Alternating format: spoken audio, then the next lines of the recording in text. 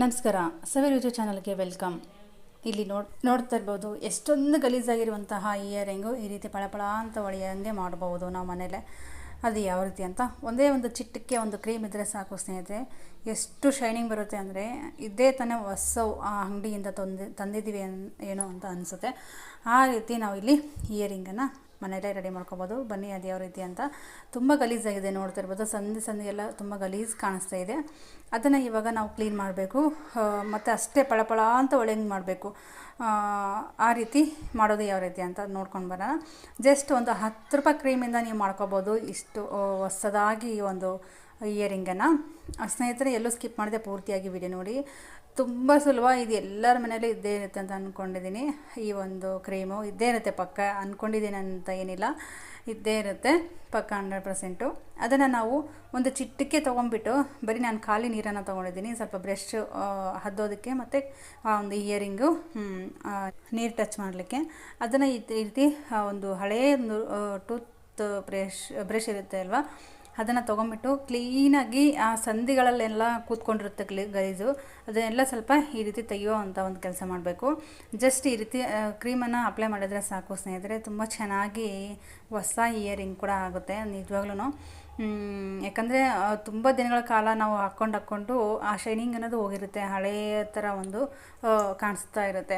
But ಈ ಒಂದು cream ನೀವು ಯೂಸ್ ಮಾಡೋದ್ರಿಂದ ತುಂಬ ಚೆನ್ನಾಗಿ, ತುಂಬ ಒಂದು ಹೊಸದಾಗಿ ತಂದಿರುವಂಥ ಒಂದು ಇಯರಿಂಗ್ ಏನಪ್ಪ ಅಂದ್ಕೋಬೇಕು ನೋಡಿದವರು, ಆ ರೀತಿ ಒಂದು ನಾವು ರೆಡಿ ಮಾಡ್ಕೋಬೋದು. ಎರಡೂ ಈ ರೀತಿ ಆ ಒಂದು ಕ್ರೀಮ್ ಏನಿರುತ್ತೆ ಅಲ್ವ, ಅದನ್ನು ಹಚ್ಚಿ ತೊಳಿತಾ ಇದ್ದೀನಿ ಸ್ನೇಹಿತರೆ.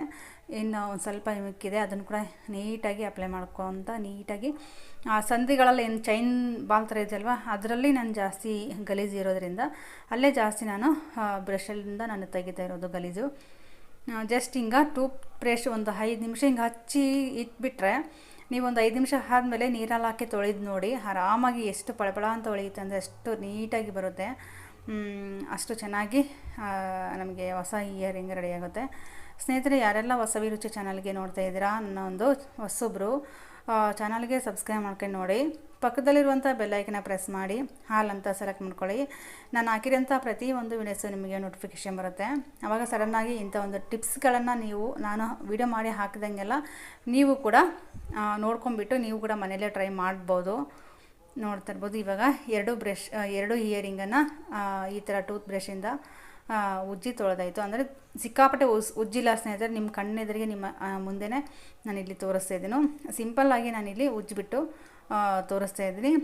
ಮತ್ತು ಗೋಲ್ಡ್ ಅಷ್ಟೇ ಅಲ್ಲ ಸ್ನೇಹಿತರೆ, ಸಿಲ್ವರ್ ಆಗಿರ್ಬೋದು, ಪೂಜಾ ಐಟಮ್ಗಳಾಗಿರ್ಬೋದು, ಅಂದರೆ ಪೂಜಾ ಸಾಮಗ್ರಿಗಳಾಗಿರ್ಬೋದು, ಅದನ್ನು ಕೂಡ ನೀವು ಈ ರೀತಿ ತೊಳೆಯೋದ್ರಿಂದ ತುಂಬ ಚೆನ್ನಾಗಿ ಹೊಸವೇನೋ ಅನ್ನೋ ರೀತಿ ಕಾಣಿಸುತ್ತೆ. ನೀವು ಕೂಡ ಟ್ರೈ ಮಾಡಿ. ಜಸ್ಟ್ ನಾನು ಇಲ್ಲಿ ಇಯರಿಂಗ್ ಅಷ್ಟೇ ತೋರಿಸಿದ್ದೀನಿ.